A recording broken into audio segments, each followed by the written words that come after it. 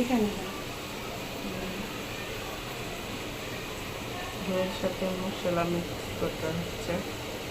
Roast রান্না হবে, roast ভাজা হয়েছে মুরগি, মশলা মিক্স করা হচ্ছে। পোস্ত বাটা, জিরা বাটা, জয়ত্রী, জয়ফল, বাদাম বাটা, তার সাথে টক দই।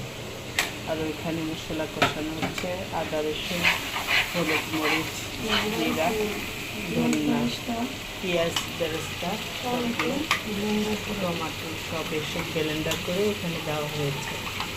এখন রোস্টের যেগুলো মশলা, টক দই, ওগুলা মেরিনেট করে নিচ্ছে, একসাথে দিলে রোস্ট ভাজা হয়েছে।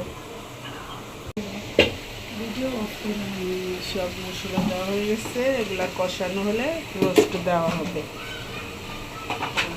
আদা রসুন দিতেছো না কিছু? মাগরিবের আজান দিয়ে লাগছে।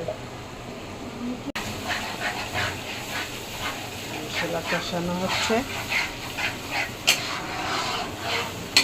একটু কষানো হয়ে গেলে কি মশলাটা দেওয়া হবে।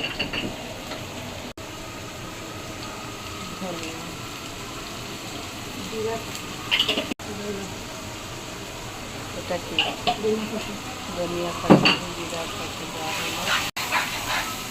হয়েছে,